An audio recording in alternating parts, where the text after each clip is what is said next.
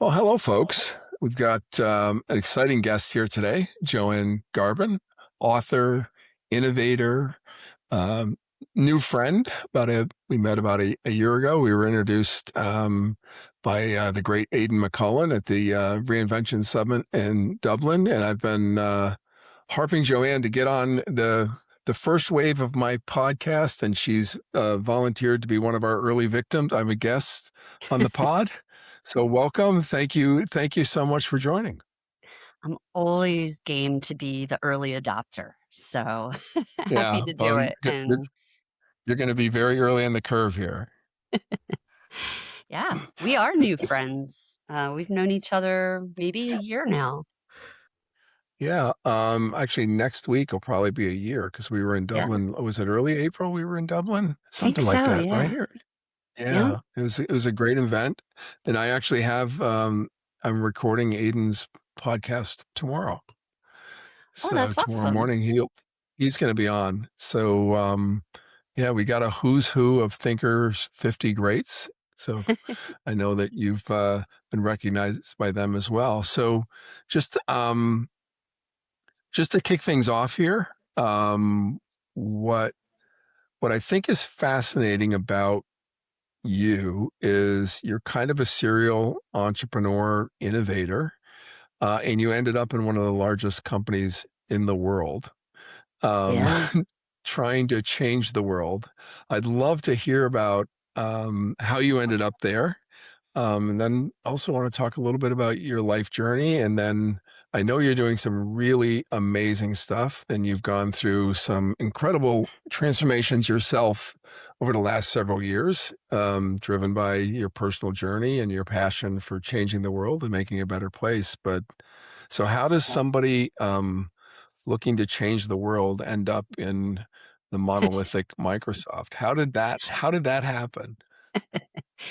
The short answer is a man named Brian Janis, who is a very good talker. Um, but the longer answer is I have been in the enviable to some and crazy to others position of being in sustainability and technology simultaneously for 25 years now. And Yeah. so back when Brian approached me, and Brian, for those who don't know him, he left Microsoft as the VP of energy for the cloud business. Right. But they didn't have an energy team when Brian joined. He created the energy team at Microsoft, which is now one of the leading models of energy procurement and green energy build out in Yeah. the world. Um, Right. he and I both come from the sustainability background.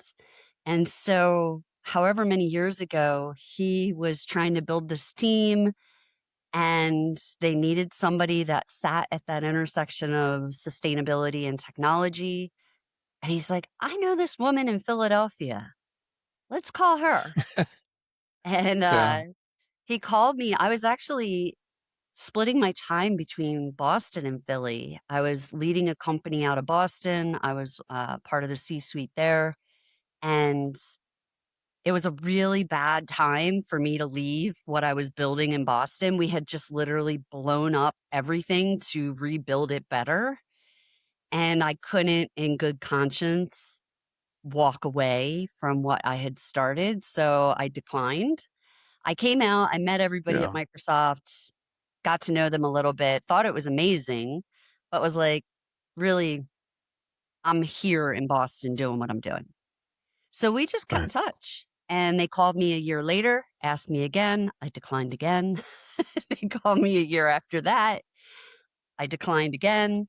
And then I left my Boston company and was on sabbatical, and I called them. At that time, we figured it Yeah. out. And it was the why of how I ended up there was exactly what you said. You could change the world from within certain roles of Microsoft. I think everybody in the company is contributing to change, but certain roles have a little bit more exposure to the direction the company is taking. And what they were inviting me to do was, and this was, I think the conversation started in 2015 and I joined in 2019. And they really wanted to reimagine what a data center is. So Right.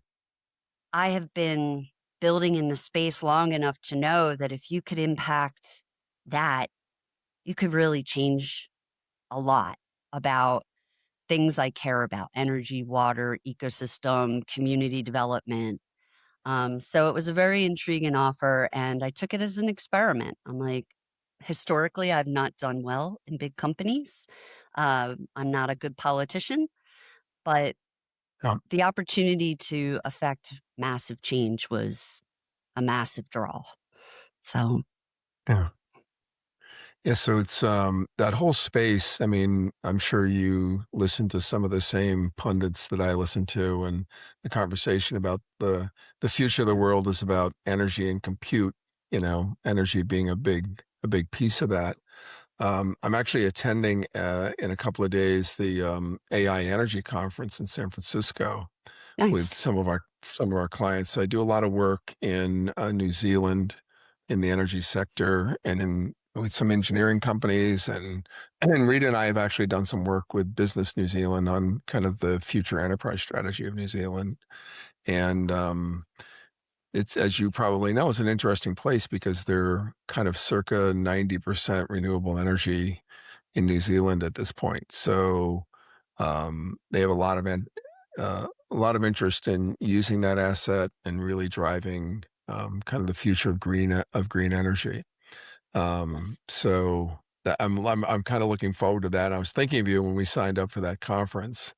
Um, so um, so the result of the sojourn at Microsoft was a book, right? So Yeah, yeah. yeah, I mean, One of the um, results. so one of I'm still one of the results I advocating think for the after other results to see the market. I'm on the outside yeah, shouting in. But yeah, the yeah. book So actually got so from idea to impact. yeah, that so I kind of jumped to the book because I think the book also was the result of some of a personal journey of yours as well, and kind of a significant life event. Do you want to give us some Yeah. perspective on that? Because I think you do cover that in a few places. Yeah, yeah. And I think this is something you and I connect on because you went through some personal health related journeys and it does change your outlook on Yeah. things. The I had started so back up. The book is called The Insider's Guide to Innovation at Microsoft. It actually started Yep. with my co-author, Dean Carignan, who's a lifer at Microsoft essentially. He's been there over 20 years now. And so I was a newbie. I was 1 year in. He was a long timer, and we got connected. And so this was before I got sick. But then, we had started developing what the book was going to be. We started interviewing people for it for the case studies. And then I got breast cancer. And Hmm. everything came to a halt within 3 weeks. I mean, I got diagnosed. I actually had a trip booked to go to New Zealand. It was one of my bucket list trips. And I Oh had it wow. booked, plane tickets, itinerary, both islands. I was all like, the day I was supposed to fly home from New Zealand was the day I started chemo. So it just, everything got Have you upended. made? I have to interrupt. Have you made it to New Zealand yet? Not yet. Have you? And I gotta Okay, say, we I'm got a to help little you do that. superstitious, Yeah, so I'm afraid to book again because the last time I booked, I got we won't book. cancer. We'll just kidnap you, and we'll just Yeah, we you won't even you book guys it. swing through Seattle, stick me in a bag, and bring me with you when you go down there. Um, but Yeah, yeah. it was interesting. There's a lot of I don't know how you feel about things like this, but there's obviously the hard downsides of getting really, really sick. Never going to Hmm. diminish that. I have a habit though of finding the upsides. And Dean and I joked and still joke that the book probably wouldn't have gotten written had I not got cancer, because it took me offline for a good 6 months for the really hard parts of the treatment. But then for the remainder, the next year of treatment, I was slowly regaining my brain capacity and Yep. other things, but I was on medical leave, so I didn't have the pressures of the day job. And if both of us had been in our day jobs, neither of us think the book would have ever gotten written, or it wouldn't have been written well. But I used it almost as cognitive therapy to come back from Yeah. the total mishap of chemo on your brain. I mean, it's amazing what it does to you. I couldn't think. I couldn't listen to music. Like, music was overwhelming when I was there. So, Wow. Yeah, so I guess that's why I thought the one triggered the other, but it was a simultaneous event. I yeah, was, listening to Gary Brecka the other day, which I'm sure you probably listen to occasionally too, on I'm about not sure I health. knew him. Oh, I'll send you some links. I think he's one of the true thought leaders on kind of the health journey, and, he had a guy on from Harvard who was talking about some of my favorite topics, right? So, um life, the easy stuff in life is not what life's about. It's about overcoming things. It's, we live for the challenges, nobody ever kind of looks back in their life and says, well, tell me about the most, impactful day of your life. And they don't say, well, I was laying on the beach having a Corona. That's not what they talk about, right? They talk about changing the world at Microsoft and life changes driving a different kind of outcome. And I think that's true. One of the as you know, I occasionally teach in Rita's LSGC class, and Yeah, so Rita McGrath, for the listeners and the viewers, very good friend of mine, very good friend of JoAnn's, another Thinkers 50 um, celeb, which I'm surrounded by, but I'm not one of them. So I get to talk to you guys. But I was in her class, and I teach this program on corporate reinvention, transformation, and typically, the first couple of slides are why, like, the half the Fortune 500 has disappeared, global tech trends. And I use that chart, which I'm sure you've seen, of the S&P 500 diverging from employment, uh, coincidentally with the launch of GPT-3. yeah, Um, and that's as far as I got. The entire morning was spent on, what's going on with artificial intelligence, what's going on, how do I survive, how does my company survive, what do we do?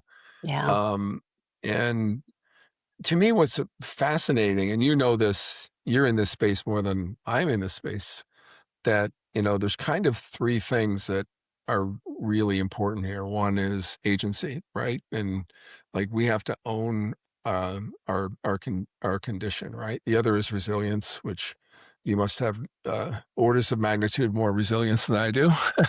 and um and inference, right? The ability to kind of see the perspective and be able to connect dots. And to me, it's fascinating that the big spend in AI these days is all around inference, this one human superpower that the mm, machines can't really copy. And I don't know if they'll ever be able to copy that one.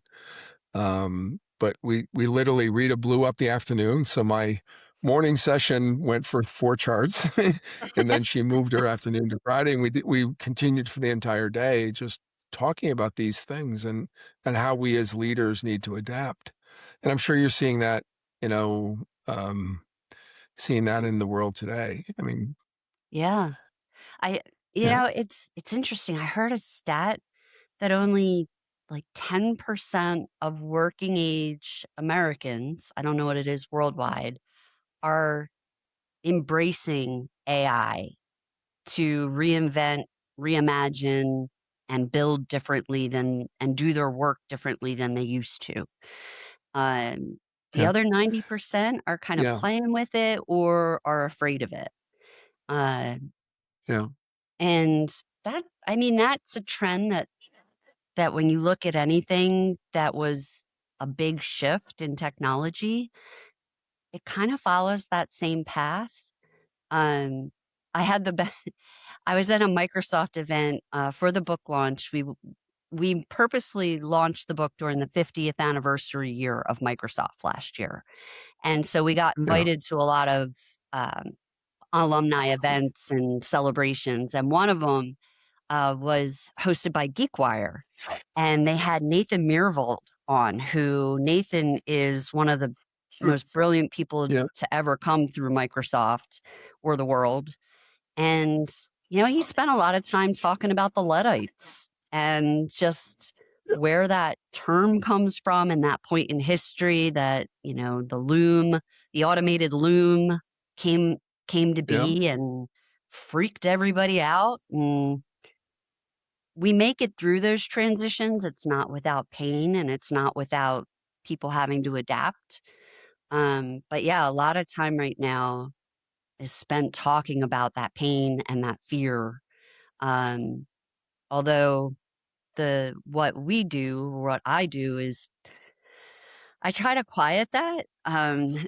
You're reminding me, by the way, I haven't talked a lot on the personal side at length, except for in this interview I did with Michael Gervais, Finding Mastery. And he's a psychologist, high performance psychologist. And he was actually the first interview I did for the book tour. And I was still getting my feet under me about what to talk about. And I walked out of it. I said, I felt like I got Oprah'd. Like I sat down thinking I was going to talk about a book, but we actually talked about health and mindset and personal development and all of these other things. Um, and I learned a lot. I actually watch that conversation back sometimes to remind me of the sparks that he, Yeah. ignited. There's a lot of internal coaching that goes on. I don't know if I'm Right. betting you do this, but I don't not have the fear and the overwhelm of what's changing in the world. It's just when I feel it, I've developed a little inner voice. There's there's the inner voice we all have, the one that says, "Ooh, oh, scary. You Yeah. can't do that. Go get a job, get a paycheck." Yeah. I've developed a second voice, and that second voice has developed over decades of being an entrepreneur. And it's the voice that hears the first one and says, "No, no, no, no, no, calm down. You're going to be fine. Take a breath. Give it 6 months. You got this. Bet on Yeah. yourself."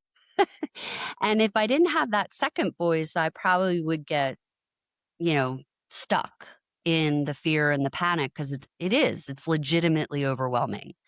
But the second voice kind of boxes that, puts it to the side. I always say with really big things, I look at them and then I put them in my periphery so that I can focus on what's like right ahead of me. Right. And that little voice, I've had it at least 6 times this week, and it's Tuesday. Yeah.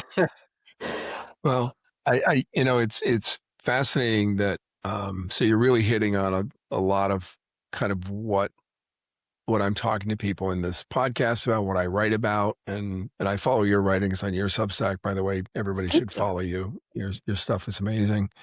Um, the I'll go back to the Columbia Business School last week, and as I'm talking about this famous chart, and John will put the chart up for the video for the people watching the video, but the chart shows the growth of the S&P 500 over, I think, maybe the last 20 years or 50 years. It's irrelevant. And then this kind of totally in sync growth of new jobs openings. And then Yeah. GPT is launched and they diverge. In the Yeah. history of man, it's never happened before. And people are kind of looking at this, and I've used this chart. I also used it in another keynote I did with an engineering company. and people are looking at it, and you can see it slowly start to sink in. It's like there's something happening here. And then I asked this question, and JoAnn, I think this one will make your head explode, but it does more than validate your 10% number. I said, raise your hand. This is 35 executives from all over the world, C-suite executives. If you know what open claw is, one Oh, hand goes up. oh, One. yeah. That's when my presentation completely fell apart. Right. So now it's like, okay, what is that? How does it work? And we start talking about this. But what I worry about, and I was having a call this morning with someone from the Middle East who's also in strategy, and he's going to be on the call today. Bryce Hoffman. Bryce wrote American Icon, which I'm the Alan Mulally story. And he does a lot of work on strategy and transformation now. And he said the same thing. He said he worries that the the most of the population is running around with a bullseye on their forehead and doesn't even know it. Mm, And so there's two things. These two things are, to me, they're very related, right? So you talked about my health journey, and my health journey started with, I tell all my clients that, when I was really good, I was physically, mentally, emotionally healthy. My family was healthy. My team was healthy. And you get those things lined up, and it almost doesn't matter what you're doing. Those are the things you look back and you go, those were the good old days, right? yeah, Those are the good old days. And it was always in a battle. It was always in, like, when I went to Boston, it was the worst region in the country. When I took over the audio division, they were losing hundreds of millions of dollars. When I turned around Brookstone, they just lost 125 million, but they were always the best of times, right? yeah, Because everything was in sync. And when those things aren't in sync, nothing works. And when they're not in sync in the change in the kind of environment we have now with this extremely rapid change, I believe you are completely right that at the beginning of the internet, nobody said, "Oh, it's going to change the world," and or people were ignoring it. Um, and then it eventually did. But these cycles are so much shorter. I mean, what do yeah, you and when you have that thing whispering in your ears, and I know you're out in the world talking to really smart people and working with clients trying to change the world. What are you telling your clients, and what are they telling you? Are they aware? What is their level of awareness? How do they think they're going to adapt to this new world? yeah. It is a mixed bag. I think the one thing I think I'm recognizing is you said it. Everybody's running with a bullseye. Forget the bullseye for a second. Everybody's running, right? And Yeah, if you don't have time, I'm not surprised one hand went up for OpenClaw because if you don't have any free bandwidth yep, to explore who's talking about what and what new things are coming out and how are they used and ups and downs, like most of the people I know don't have time for that. The founder story I shared last week, that was a big part of it. It was like I'm talking to people at the senior levels of their careers and they don't have time to think. yep, And it's like that's the very thing that makes us valuable at that level is our ability to think and create and solve. And most people don't have s- literal space in their day for that. Um, what, and we don't have, I'm not going to say we have it all figured out. My lab is flying the plane while we're building it. But what we're yeah, trying to do is because we do have more bandwidth than most, I have more than a lot of people um, by design. I created this space to be out front. We're trying to create solutions with our, we'll call them clients, but partners, our ecosystem hmm, participants that removes that friction for them. So it's a tag team. yeah, And if we can do that, like if I can free you up to do what you do at the best of your abilities, then I get to do what I do really well, and you get to go back to doing what you do really well, and we have a positive impact on the world. And that's our mission, right? Like the lab's mission is to free up the people that can actually create positive impact at scale to have the bandwidth Yeah. to do that. Um, but we're figuring it out. It's not in, like, there's no playbook for it. So we're trying to write the playbook right now. Yeah. Yeah. I'm doing the same thing from a personal leadership standpoint. And I'd love to hear, like, I'd love to hear more about what you're doing technically to do that, because I think it fits very well with what I'm trying to do from a emotional and behavioral standpoint with the teams I work with, and a lot of the work that I do. What do the solutions look like? So how are you? How's that work? Like, and you're exactly right. One of the things I say to my clients is own the morning, right? Yeah. And it's the only time of the day you can ever own, because by the time the day gets rolling, it's captured you. And if people who think, oh, I'm gonna relax and do this thing at 5 o'clock tonight, it just never happens, right? They start their day with the looking at the phone before they're even out of bed, and I'm told consistently that's unrealistic. And everybody I know that has done it has changed their lives. But there's a technical solution as well. And what does that look like? I mean, these are the things you're Yeah. working on, right? So how do I systemize this chaos that I live in? In the most general terms, it is systemizing. It's my teammates and I are taking things that can be automated and we're automating them. And that's everything from, like, we provide for any kind of software solution we may build for anyone. We provide the cloud environment that's enterprise grade and secure and has all the bells and whistles and everything. But we don't have to build that every time now.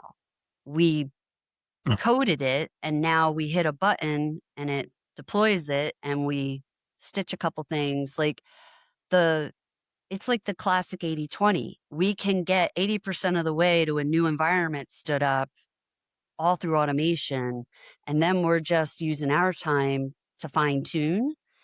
But we're doing that Right. across the board. We did it a week or two ago. Kemi and I, my COO, we run our company and we build the stuff we're building. So we're all hands on. We needed to complete market validation and user research, profiles, personas, journey mapping, all of that product development front end work. And in the course of doing it for one of our partners, we took a whole bunch of it, created Claude skills and cowork Mm. routines and Perplexity and Manus routines, and we federated this AI infrastructure that now I used it over the weekend. I had an idea for something. I was like, I have no idea if this is actually a valid something. I put it into that infrastructure we built for market validation and persona building, and I got 80% of the way that would have taken me weeks to get to prior.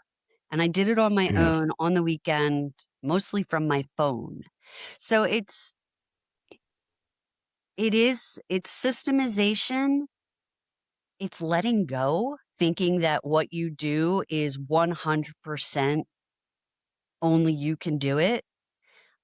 What we talk Right. to with our experts is probably 20% of what you do is what only you can do because you have the judgment and the emotion and the network and all of those human things that AI can't replace. But the other Mhm. 80%, let's talk about it. let's let's Yeah. tool it. Let's automate it because that'll free you up to do more of the 20 and not be spending your time on the 80. Yeah. A lot of the questions I get from my clients, and and I've gone through my own AI journey. I've gone extremely deep over the last 9 or 10 months. and I'm one of those people that goes down the rabbit hole. so, Not so hard to to give you a do. little insight as to how messed up I am, I've gone so far down the rabbit hole that I've now ordered all the hardware to build my own system. Which you're no doubt familiar with what that might look like. But when I go down a learning journey, I really go down it. Um, and I'm doing some of the things that you may be doing using Claude co-work and skills, et cetera. But so what's the thing look like? The question I get from my clients is, okay, I know this AI thing's out here and I have this image of it and it's got red eyes and it's trying to eat my business and take my customers away from me. What do I do? What is the thing? So I think you just described to me was like a product. I have this idea for Yeah. something, a widget or a service. But I'm your customer and I make these things. Um, how do you help me? Like how do you save me from this thing with the red eyes that's going to eat my business? Yeah. This is where I look at Taryn, my CRO, and she's so much better at taking my spaciness and grounding it, which is why we're Hmm. partners. Um, to me, Soar with your strengths. yeah, to me, it looks like a forest. Like, that's the metaphor I Yeah. use most often. I don't care if you're building a physical widget, an organization of people, a software product for a particular solution. The forest metaphor to me fits because there's layers and there's complexity. There's lots of relationships working asynchronously to thrive. Hmm. And AI to me is the closest technology we've had that can build a forest. I can build things at the different in the soil, at the canopy and everything in between. And they're all going to look different. Like the roots don't look like the canopy, right? And they don't do the same thing. Um and the really it's very it is complex network. I call it an ecosystem mindset. If you can take what Right. you do and think about it in an ecosystem mind, you're a whole lot closer to using AI to do what you do.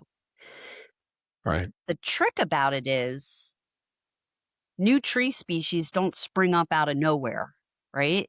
We Yeah, They kind of exactly. evolve slowly, Mm. whereas in AI, it is changing so rapidly, and these brilliant people like Fei Li and and Nathan Myhrvold's, they are really unlocking things at a faster rate than ever. And so we're getting new trees and new roots and new birds and figuring out what you need to worry about and how you need to interact with those things is a big part of what we do. Like, oh, that's really cool, but we're not there yet. So we're going to focus over here. And it's, Yeah. again, filtering it out so that you don't get distracted and overwhelmed.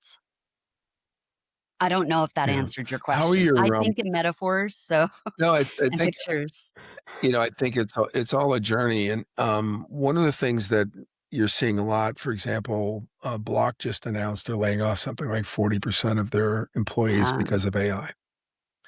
And he made this most bizarre statement that he said, "Oh, and we're doing this to let people know so they don't worry about the future." Words to that effect. I have to get the exact quote because it was one of those bizarre quotes.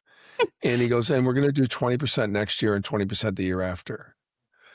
So exactly what are you trying to prevent people from worrying about? Because, well, I guess they won't worry because they know they're going to get fired.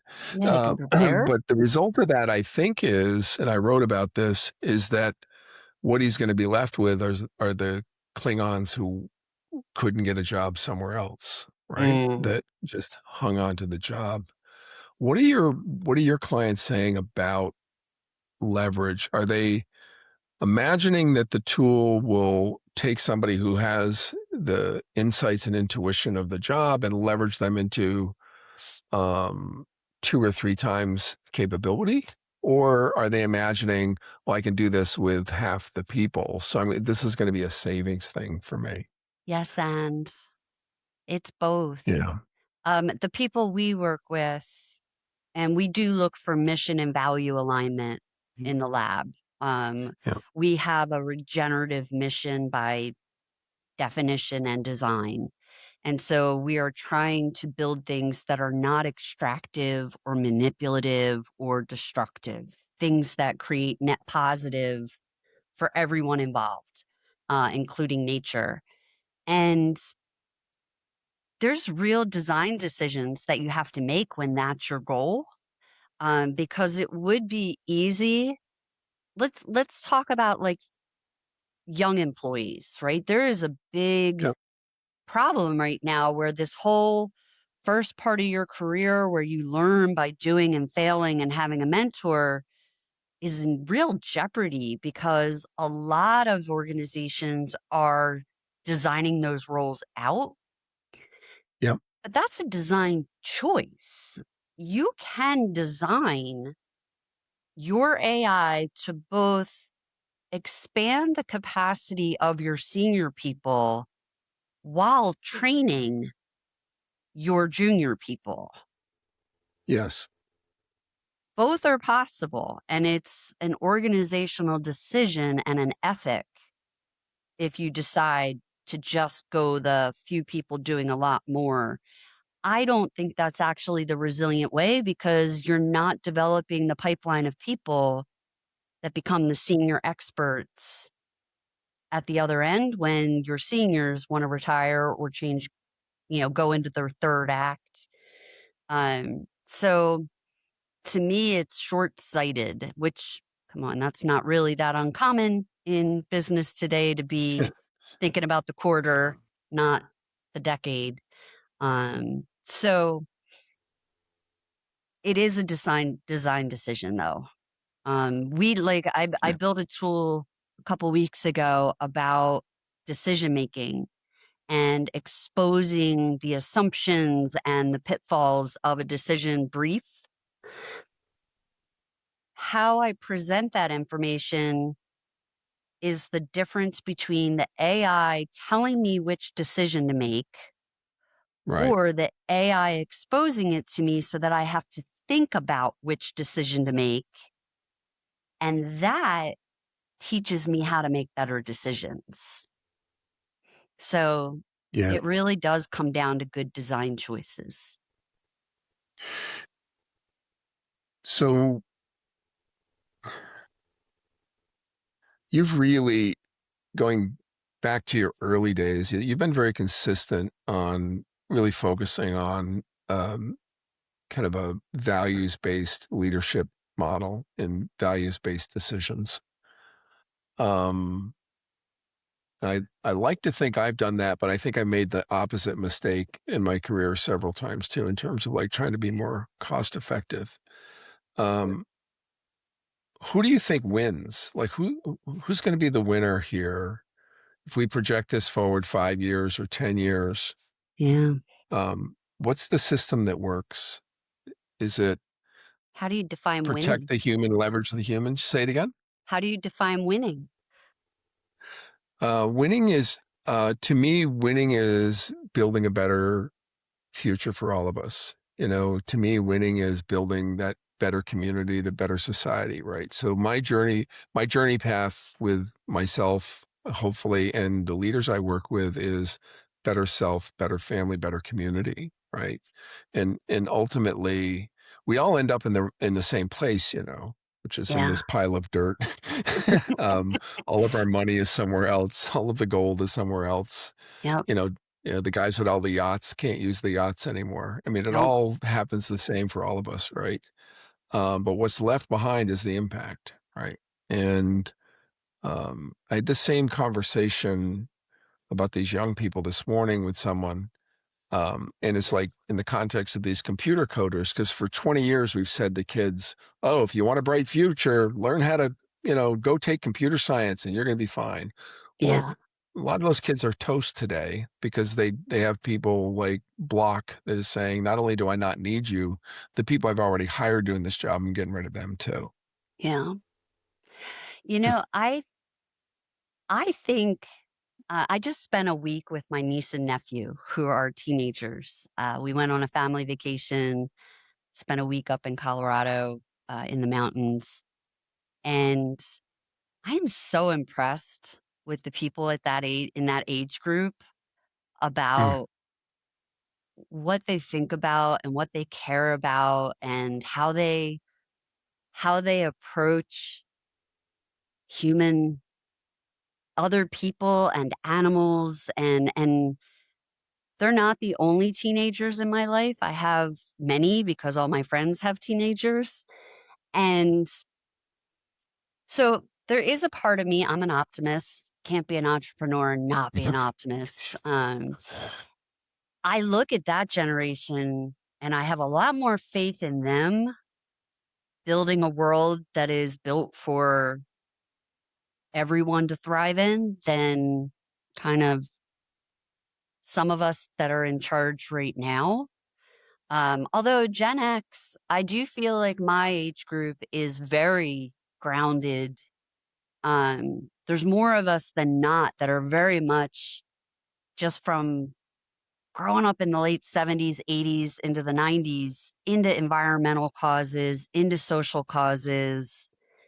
Uh, we, we talk about it a lot that as we get to be in charge now, as the older generation retires and we become the older generation, really looking forward to it because we do make yeah, decisions differently in our cohort. That said, it's there's a lot of things that got to shift. Um, Rita and I actually chatted about on her podcast the wealth transition, right? Something like yes, 30 trillion, I think it is, in wealth is going to yes, transition from men to women yes, just because women, on average, outlive men. yep, That is going to have a profound effect on what the world looks like and how it operates. Um, yep, I think AI is one of the things that will have an effect on the future, but it's not the only thing. And yeah, when I look at the broader indicators, I'm optimistic, but I'm not hoping that that future will come about. I'm going to do my part to try to bring it about. And I'm like you, yeah, I call it my 5 mile, my family, my neighbors, my community, yep, right? And my five yep, miles may be physical or it may be metaphorical, but I just try to live centered on my own values and mission, and then surround myself with people that also do that so that we amplify each other. yeah. Yeah, the thing I worry about, I think you're right too. The kids are, I'm always optimistic when I'm around kids. I was telling my wife the other day that I said, I really have to focus on expanding my network. I have this incredible network, but I said to her, like, they're all getting old, and I don't like as much as I used to like. And let me give you some perspective on that. So I said, I've got um, and we're lucky we have a whole bunch of kids that are pretty smart and pretty successful. So that's a part of my That's network awesome. too. And I have a group of 3 entrepreneurs coming on who I think the oldest might be 32 years old, um, coming on in a few weeks. That is just going to be fantastic. But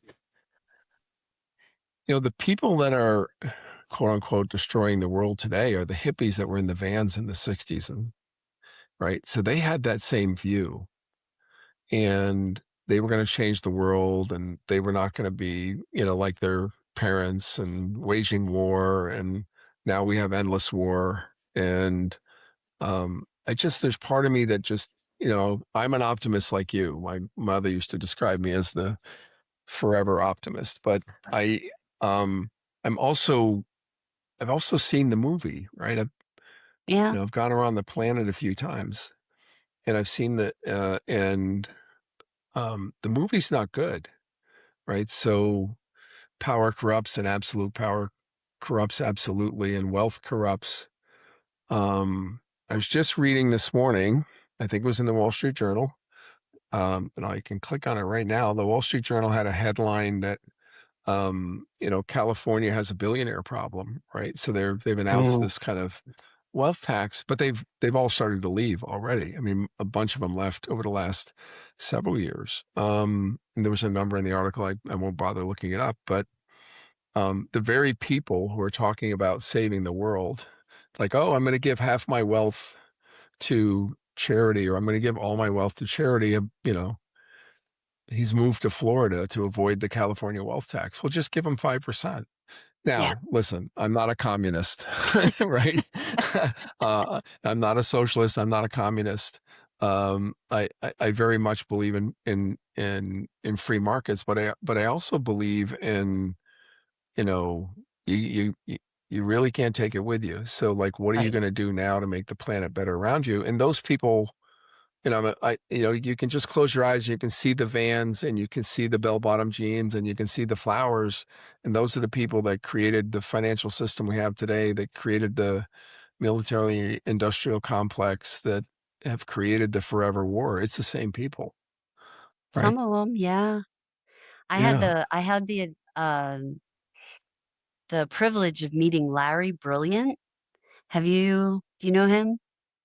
It's familiar. I can't say that. No, I don't. I certainly don't know him, but fill me in. He uh he is the person who led the World Health Organization effort to eradicate smallpox. Ah, But yes. he was a hippie in a van with the rest of them. And his story was fantastic about, ending up in India at an ashram, and like he was full on hippie. Yeah. And, he was real deal. So he's not, you know, he is not cheering for what's happening right now. And he didn't participate in creating what's happening right now. Yeah. I had this theory. So I grew up in the sticks of southern New Jersey, which everybody thinks New Jersey's all what looks like North Jersey, but I grew up around blueberry fields and Well, pine. you're a Villanova Wildcat. You're a Yes. Wildcat girl, So right? that's over on the PA side, but um, I grew up in the sticks, and like a lot of kids my age, I had a single parent, my mom, and so she worked all day. We were latchkey kids, very independent, nobody had money. Um, But my point about that is when I was talking to Larry at this event that I met him at, um, totally lost my train of thought. Why'd I go down the train of thought of Jersey? Hmm. It'll come back to me. But Yeah. the point is that a lot of us, oh, I remember what the point is. So I've always been a nerd. I'm going to be honest. I mean, really I outwardly never would have guessed. nerdy.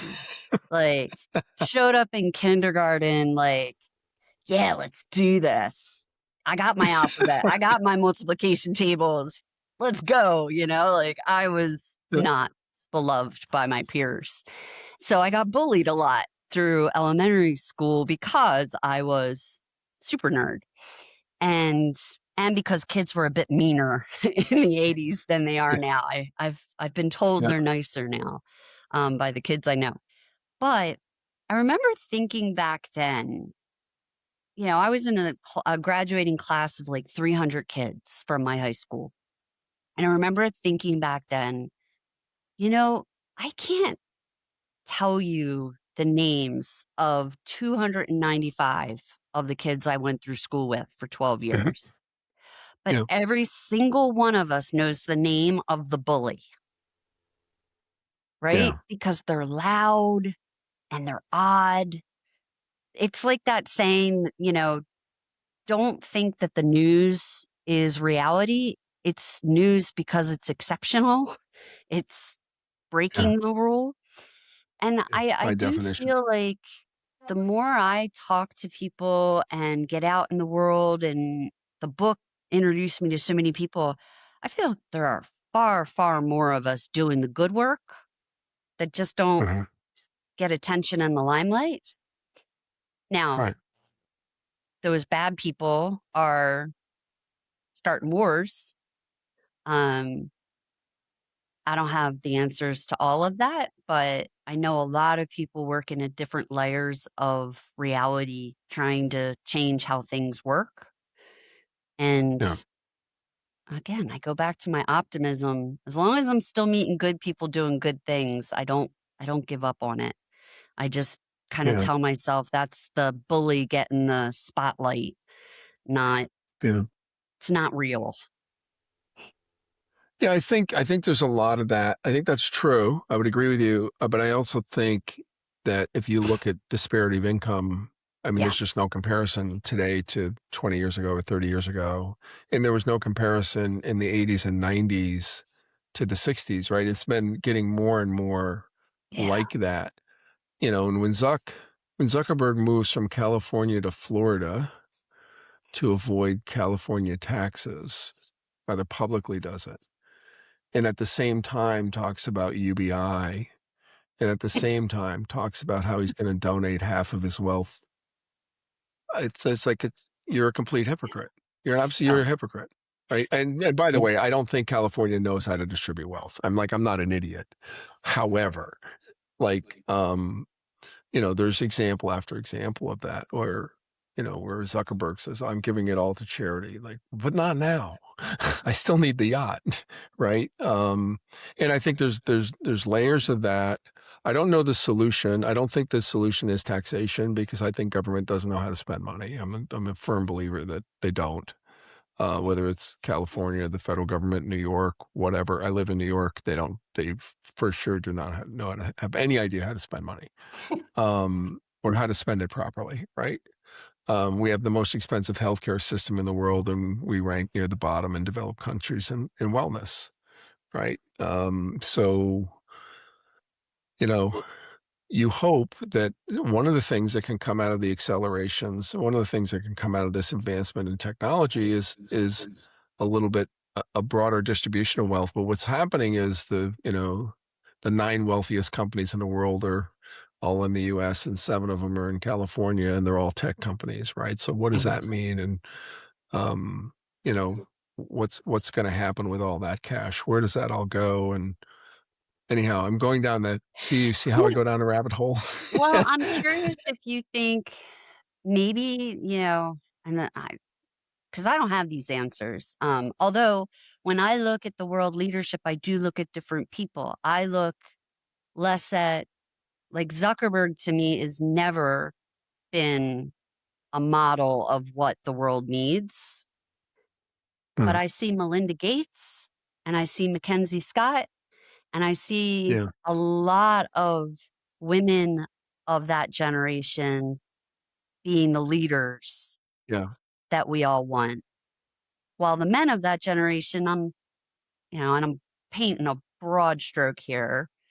I just, there are fewer, the No, you could use proportions Bill are and very Melinda's. different. You could use Bill and Melinda's direct comparisons and get to your point really easily. Yeah, exactly. Right. That's an easy trip. It's a no. And kudos to her for saying, hey, I peace thought out. that was, I mean, not to get too far off the rails, but I thought that was just the speed at which she did that and the aggressiveness and the success that she did that was outstanding. I thought that was Yes. just, I was like, you go, girl. That was good. Hmm. Um, and She's like, it's too I bad want you couldn't none have of taken that. more. Oh But I boy. Oh wondered, boy. so that aside, I wonder if, no ecosystem lives forever, right? Without changing dramatically. Mhm. Like, that's just nature. And we can't separate ourselves from the natural order of things. We are nature too. So is it just going to be the downfall, right? So we're over indexing on this one end of American culture and economy.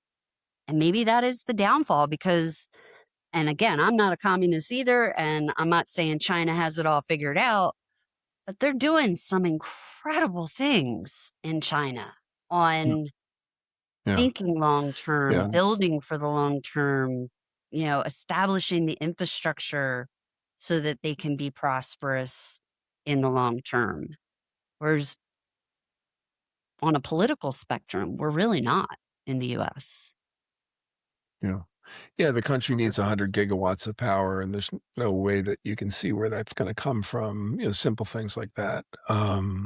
And again, I'm involved with some people in the power sector globally, so I have a little more perspective on that, but what China's done with electricity, I remember the first time I went to China, I went to Shenzhen, and Shenzhen was a little town the first time I went there. I think there was only 1,000,000 people there. I don't even know how many are there now. It's 30,000,000 or whatever it is.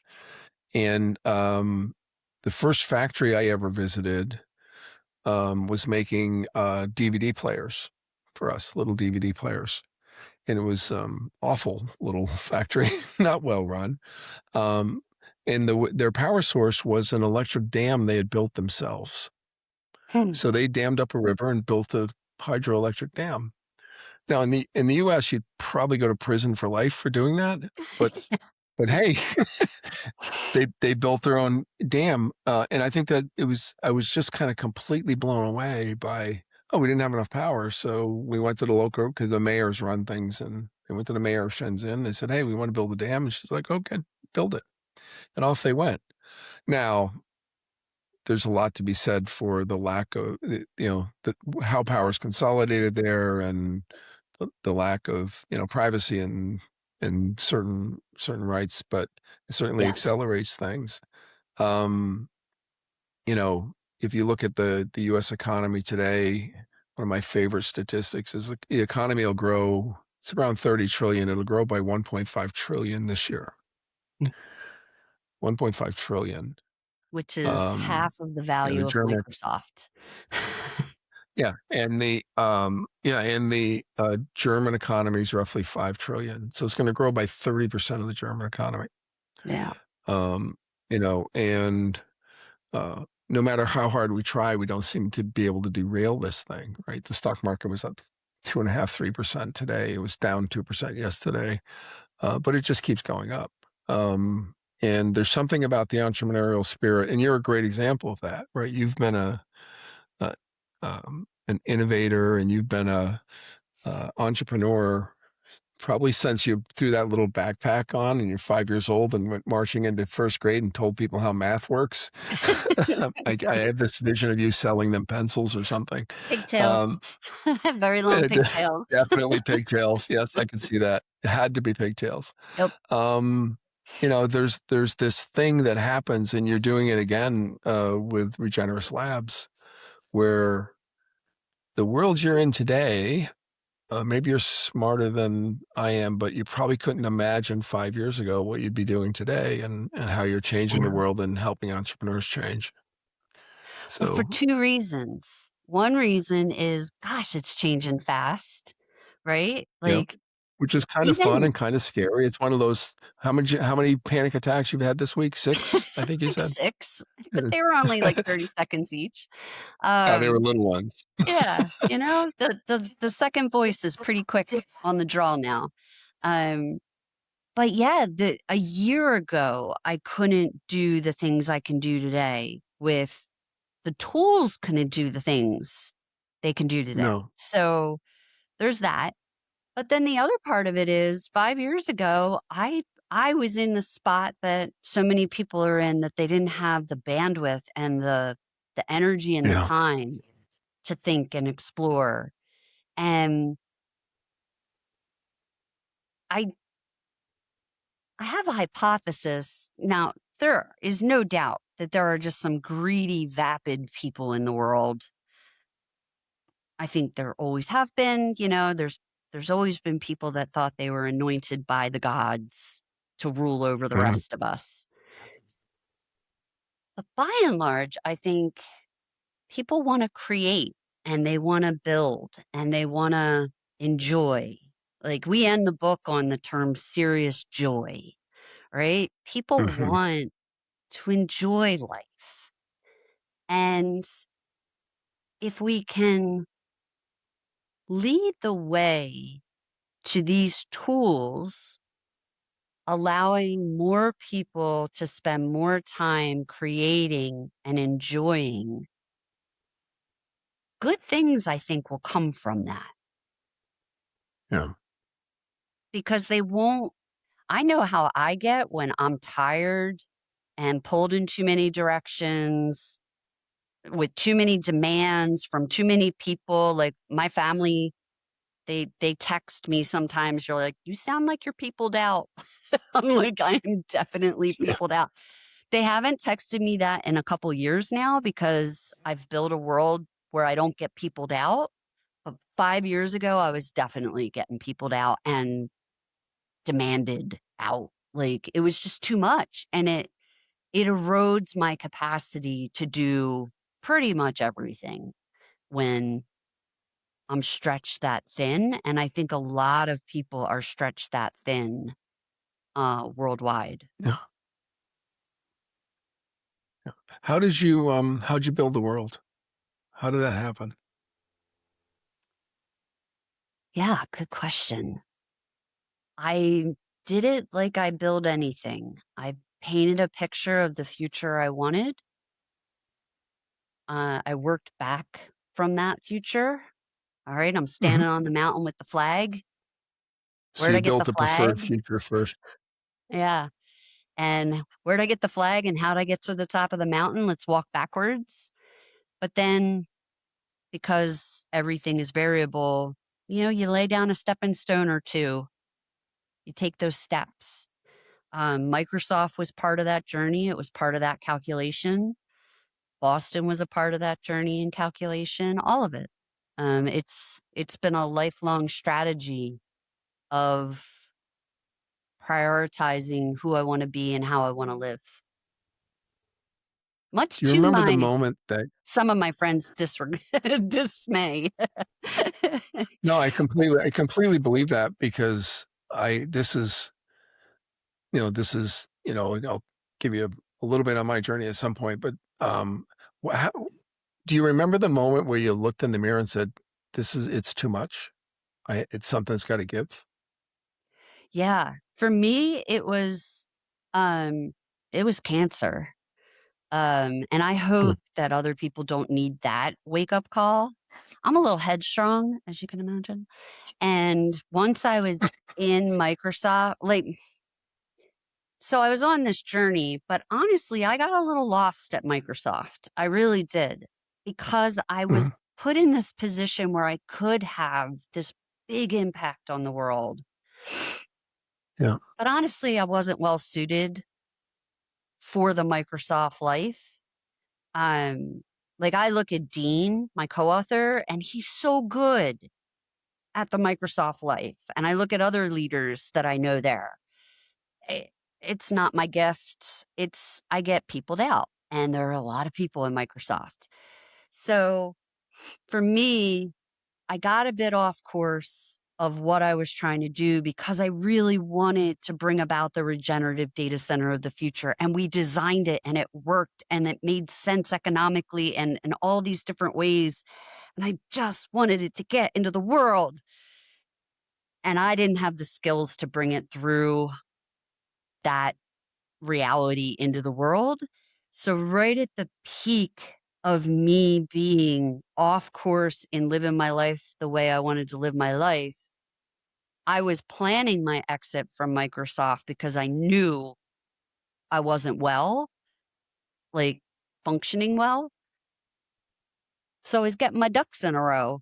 And I went and got all my checkups. And that's when they found the breast cancer. And thank God they did because in America, it helped a lot to be on Microsoft Healthcare through cancer. Yeah. Um, I was, I will forever be grateful for that and for the support they provided, and the book and everything else. But that was my wake up call. I was allergic to the chemo. So within 3 minutes of my first round starting, I went into anaphylactic shock and Mm. the whole world stopped. And my body was in chaos and my brain was like, "Oh, this is bad." Like, Yeah. what we're starting today, this is not going to be something I can do part-time while handling everything else I've been doing. And it drew the line for me. I know a lot of people though that are much more talented and introspective than I am that are able to make that choice. Cancer made the choice for me. Chemo made the choice for me. I was like, yeah, this is done. I can't. And when was that? What year was that? February of 23. February 23. Yeah. And I'm I'm 3 years out, and this is the first couple of months that I've felt like I can do the things I've always done. I can get on my Yeah. bike and ride 20 miles. I can get up and have a full day of reading and writing and doing and not need a nap in the middle of the day. It's only been in the Yeah. last couple months that I've been back to fully functional. Yeah. So, Well, congratulations on that, and hopefully, thank you. it goes for a very, very long time. Yeah. Thank The, you. um, the the people that hire me, typically on the coaching side, not the advisor side, but typically think they're hiring me to help them kind of get to the next level, get the next promotion, whatever. Um, what they're really hiring me for is to kind of get emotionally right, to get Yeah. control of their life, right? And so the journey always, uh, it takes about a year for people to kind of really understand, kind of that where they are and where they need to be. And I always start the conversation with, "What's your purpose?" Mm, And a lot of them will say, "I don't know," which was where I started with, I don't know, right? I don't know why I'm doing this. Um, some will fake it and go, "Oh, I'm here to take care of my family," and I'll go, I call bullshit on that because that's an easy answer. Of course, you are here to take care of your family, but what's your purpose? It's like, right. what does that really mean? Um, and I've had exactly one person of all the thousands of people in my career that I've asked that question to that actually pulled it out of his pocket and said, "Here it is." Nice. One. And, he's somebody who had gone through a journey and, sat down one day and started to write it down. Yeah. But when you start to define that, which is what you did sitting in that chair when when your mind went, "Oh, this is not gonna work anymore. Why am I Yeah. doing this?" That's when things get really, really efficient for you because you realize that just about everything doesn't matter. Yeah. And the things that really matter don't come on your W-2. They come from someplace else. Yeah, the W-2 is enabler, but it's not a why. It's funny, Hmm.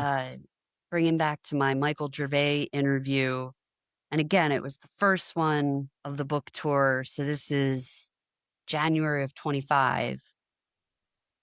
I'm done treatment, but like I said, I'm just now starting to feel well, so both the newness of having to answer questions I wasn't expecting and not being fully on it, we were talking about the role of guiding principles. And in Yeah, innovation, one of the first things we do is, you know, what are you trying to achieve? What is the success look like? Okay, and how do we define that in principle so that as we've got to make all these decisions that we know we're going to have to make coming down the road, these principles are our guardrails, right? Are we inside or outside the principles that we set? Well, Michael turned around and he goes, "What are your guiding principles?" And I was like a deer in headlights. I was like, "Oh my God, I know I have that's them, but cheating. what are they?" It's like, I don't know what they are. And I Yeah, was like, can I tell you the guiding principles of the data center? I know those by heart right now. I don't Yeah, know mine. So it was kind of again, it's a back and forth of,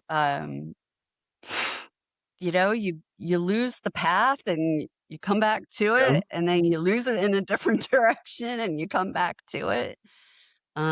yeah. Remembering who you are and why you exist is not something most people, I mean, kudos to somebody who wrote it in their pocket, because I need to do it because He I wish I literally could had it in pull his it out of my pocket. pocket right now. Not only did he have it in his pocket, he had extra copies. Oh, that's great. Were they So he laminated? yeah.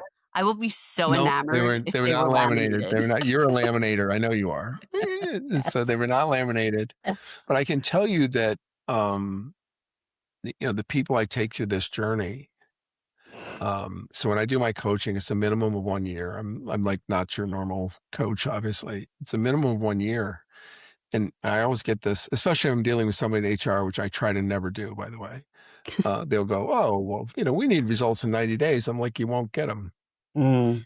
The results don't happen in 90 days." Um, and I'll sit with someone like you, and what are your principles? And they look at you and go, "Well, I know I have them." So let me tell you the 10 commandments. Let's start there, right? Yeah.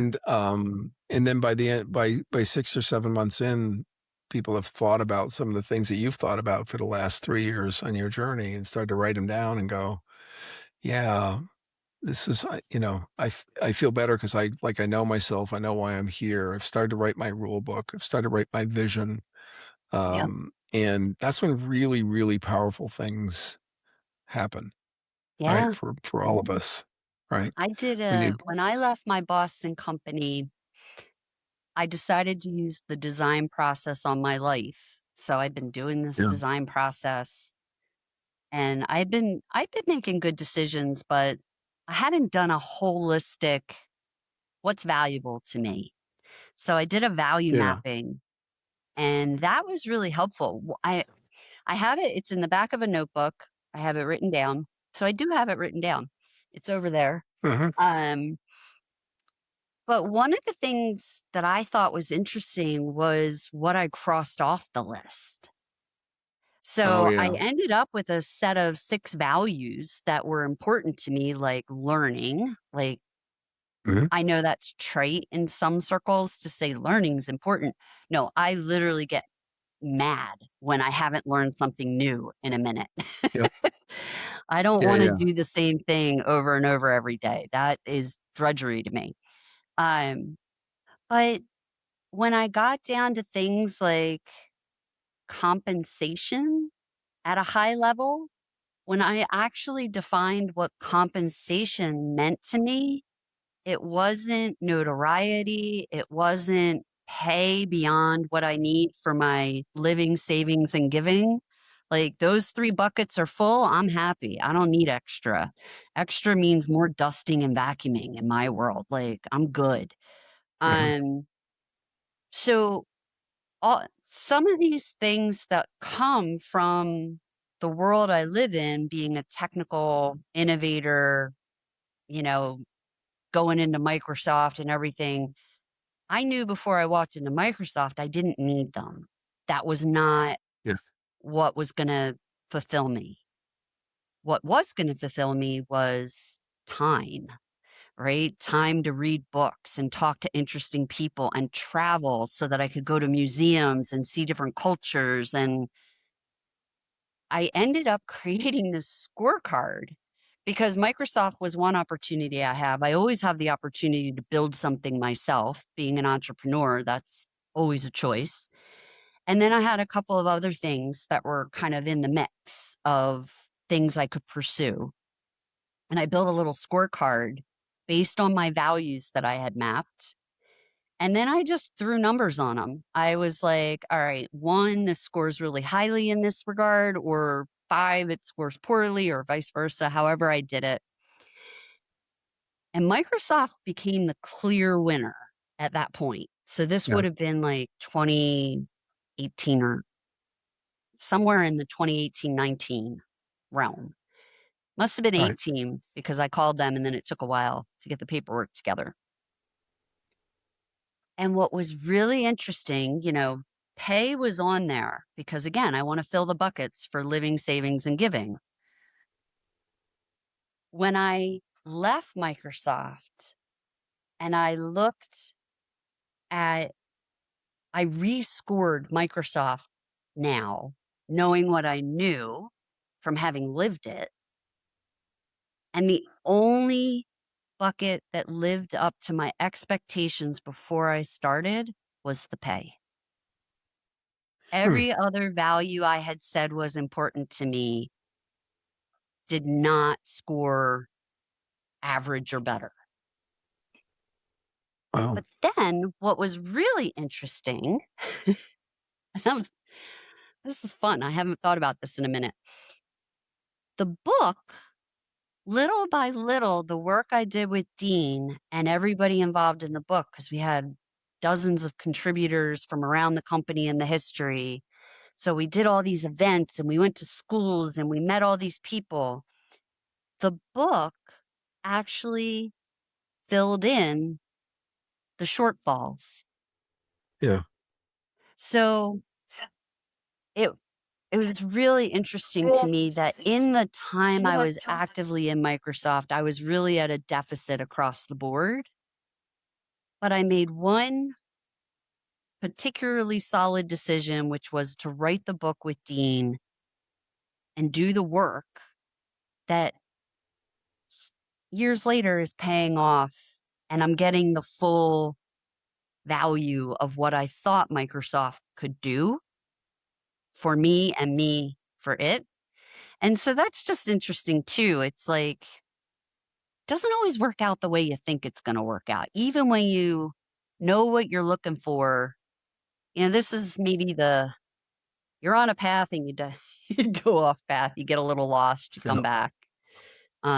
Somehow though, having that, knowing what I want at some level does seem to keep me broadly on path.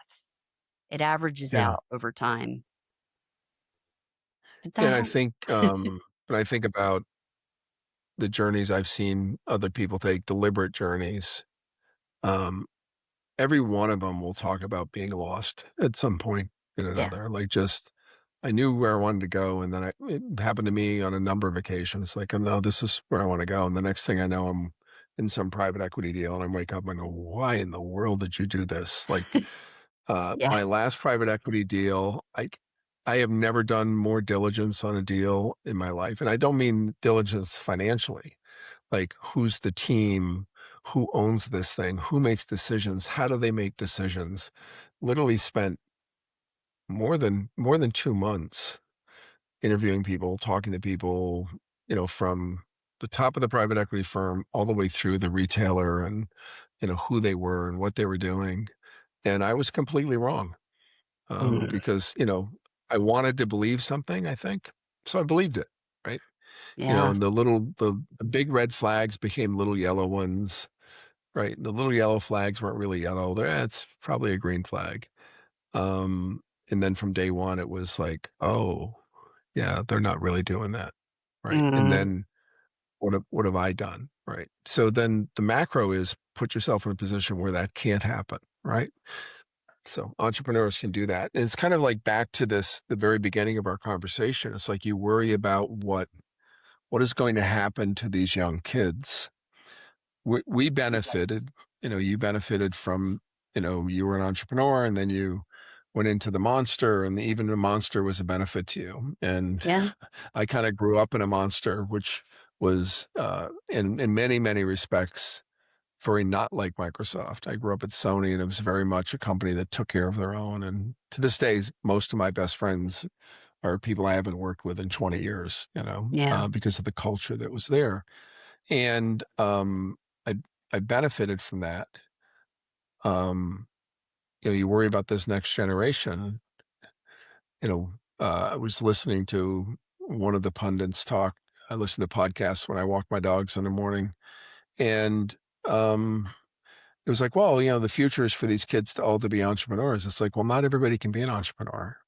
Right. not everybody is cut out for, I don't know where the paycheck's coming from. I got to build this thing. I didn't grow up as an entrepreneur. I grew up in a large corporation. When I Yeah. joined Sony, it was $1 billion company. When I left, it was a 40 or $50 billion company. And then I joined Best Buy. It was a 30 or $40 billion company at the time. And, it was growing like a weed. So when I decided to build my own business, it was really terrifying. And the only thing that really made me do it was COVID. And I was getting Mm. those phone calls. It's like, "Hey, come fix Bed Bath& and Beyond." It's like, "Oh, please God, don't make me do that." You know, like, just please God, I actually wouldn't survive, right? Or, come fix this other screwed up business. What they mean by fix is like, sell off the assets and cut all the costs and all that. And I Yeah. just one day decided, it's like, I just can't do that.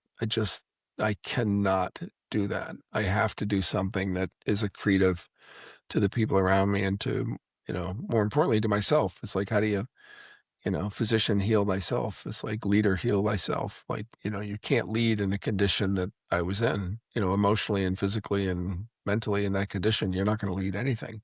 Yeah, I know all the tools, Nowhere you can well. say all the words. Yeah, you can know all the words and say all the right things, but it's not going to not going to make an impact. Yeah. So, Yeah, I think so I do I wanna touch on that point about the youngins becoming entrepreneurs, because I think I do see that a lot, and I think, "Oh, they'll be alright, they have so much ability to start businesses," but you're right. A lot of people, it's not a lack of ability, it's a lot of emotional mm, perspective. It's a lot of yeah, discipline, right? Like, if no one's paying you to do the work, getting up every day and doing the work has to be come from inside. yeah, Um, and I coach a lot of young entrepreneurs about this. And I try to be honest about the downside. Um, but it is a wiring and it is something that you get better at and more comfortable with over time as well. But some people will mm, never be comfortable with it. And you're right, we need to have an economy that has room for all, right? And yeah, good opportunity for all. Um, but there is this whole human side of the economy that is this the time we shift from tech will save the world to people will save the world? Like the care yeah, economy will really start to be valued the way it should be valued because people mm, being of service to one another doesn't just get the job done. It has all of these ripple effects and positives of people taking care of each other. yeah. What do you think Yeah, and I about think, that? I think that one of the things that I worry about with UBI to me feels like welfare, Mm. right? So the idea is, and there's so many different ideas, and nobody really even knows what a idea is. You have mega company A that makes massive amounts of money. Some entity, probably the government, takes big chunks of that money and distributes it to people that aren't working because this company has eliminated jobs. So many people get their purpose, their reason for being from their work. We as creatures are kind of defined by what we do, right? Whether that was 200,000 years ago, hunting and gathering, or whether it is today, creating a company that, makes life easier for other companies or individuals. So in that world where we care for each other, is caring for each other become the purpose? And I hear these people talk about, oh well, people will be able to do their art and they'll be able to create, it's like the Star Trek um kind of world where you walk up to a machine and it hands you your meal and there is no money and I've been living for the everything Jetsons everything is reality of a wonderful. button forever. Yeah, exactly. So I don't know if I don't think that's realistic either, right? So how do we find what are the things that are going to emerge and we don't know, right? So, you know, 150 years ago, everybody worked on a farm. Today, almost nobody works on a farm, and we have more food than we know what to do with. And everybody seemed to have found jobs. So I just don't know what that path is, and I think it's going to be highly disruptive. And I think the way society is moving now, this victim and blame based society that we live in, it's a combination of politics and social media. I think there could be a great deal of unrest, and I think without real leadership at the very top, which we clearly don't have right now, without real leadership at the very top, pulling us together and saying, all right, we're going to go through some bumpy paths here. We're going to figure it all out. Um, a little bit of JFK would go a very long ways right now. And we don't have that, right? Um, I worry that, let's pretend what, the tech bros say is going to happen happens, right? And we Right. have AGI in a couple of years and $10 trillion companies and, money doesn't matter anymore. Um, what happens to the 300 million of us in this country and the 8 billion around the world that all of a sudden there's no work for, because of the robots or Mm, whatever's doing the work? How do you make that transition? So others taking care of others, clearly, people serving people clearly is part of the answer. Um, and the way I see my mission is to help the leaders kind of the think about themselves in a different way, and therefore think about the effect of their decisions on others. Because I don't think there's enough of that happening.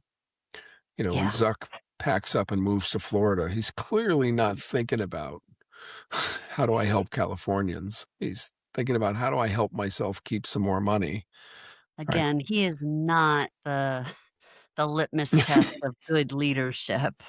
Um, No, but it's he's but when he pack but when he packs up, he takes billions with him. And I again, I don't think the state of California deserves that money. That's not at all where I'm going. We have a governor here in New York who said, you should just come back and give us the money because we're an expensive state. That's really pretty flawed logic.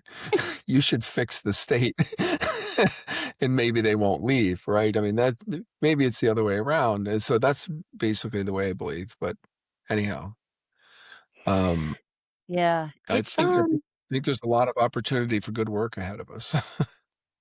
I don't I think you used a word that I think is the root of the trouble, which is emerge. It Yeah.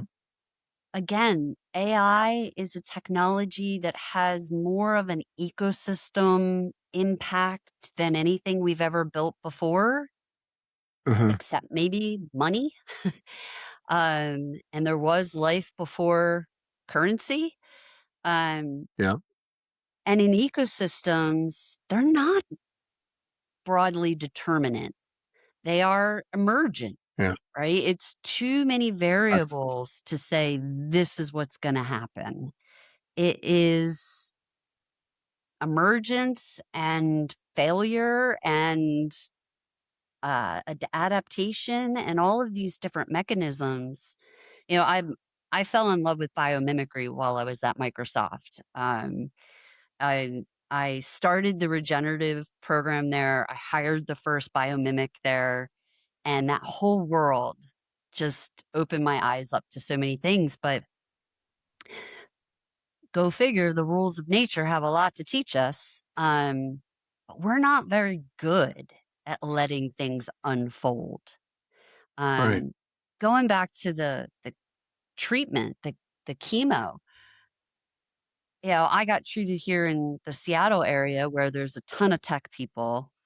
And I remember my oncologist saying to me, she's like, I deal with you guys all the time. You're trying to plan your way through this. You can't plan your Yeah. way through this. There's only so much we can tell you about what to expect, and then everything else is what your body does in response to the treatment.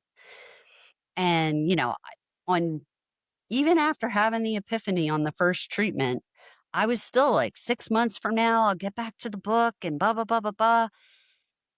And they let you ride it out because they know they've seen enough people come through the chair that they know you're going to get to a point in your treatment where you accept that you are not in control and you're going to show Right. up each day, deal with the day that's presented, and do what you can. And for somebody who showed up in kindergarten with her backpack and her pigtails saying, I got this, like that was a lifetime of me deciding things. And Yeah. that's why I think I needed that kick in the butt. But I think we're all struggling. Most of us are struggling with the very emergent nature of what AI is bringing to the world. And I also think the hype at the top, these tech bros and few tech, I don't think the tech women are really doing as much hype as the tech bros are doing, but I'm saying that it's going to be everything to everyone, et cetera, et cetera, et cetera. I think that hype is just that. It's hype. They don't know. They don't know any more than we know, as far as what it'll actually produce in the world. They just know what they see it being capable of. And that's a mixed bag.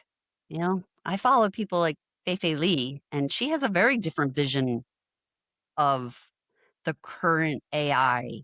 She doesn't think it's that great at all.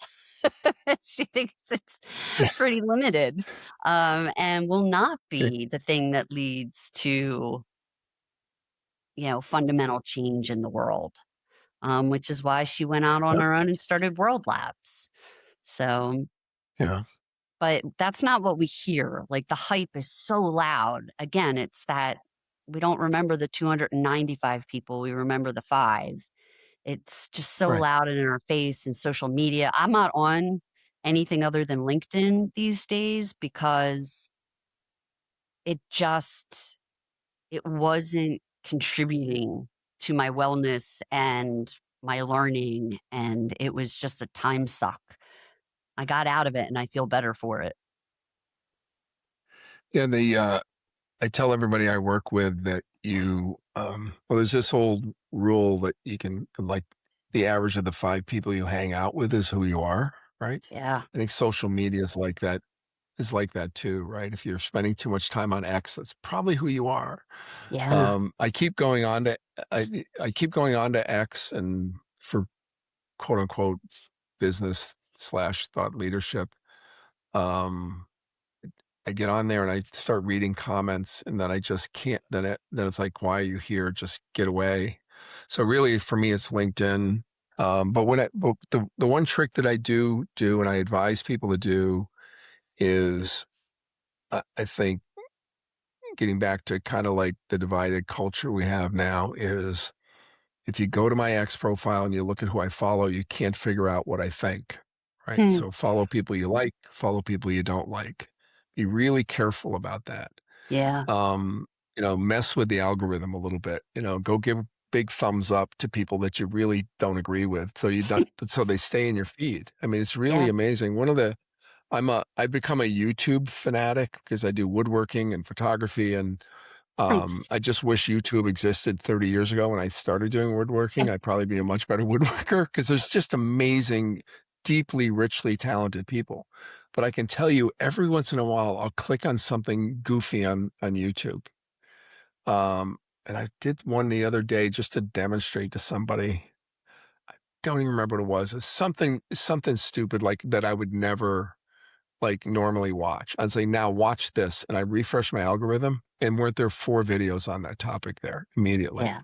So you have to be so careful with what you let into your mind, and what you expose yourself to. So LinkedIn, Yep. thankfully, still is relatively benign.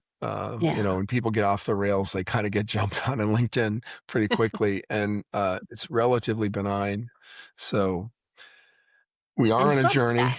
I thank right? you so much for your time and your friendship, and you're so generous with what you know and what you're doing and the influence you're having. Oh, Um, thanks. have I missed anything big that you wanted the world to hear on this amazing podcast with no viewers yet? Oh Before my we goodness. depart, I let me feel give you like the floor. I feel like we could keep talking. I mean, there's maybe this is it. Maybe this is, there's more people making time to talk to each other. It's so Yeah, thank you for having me. And I feel like I know you a bit better now, which is really cool. And yeah, I always love it's uncomfortable, but I always love when I'm asked things I don't know and I can't answer. And I'm just like, because I know for however long I'll be thinking about it and that'll help me, right? Like I'll grow from that yeah. and so you've impacted my life today and I appreciate that.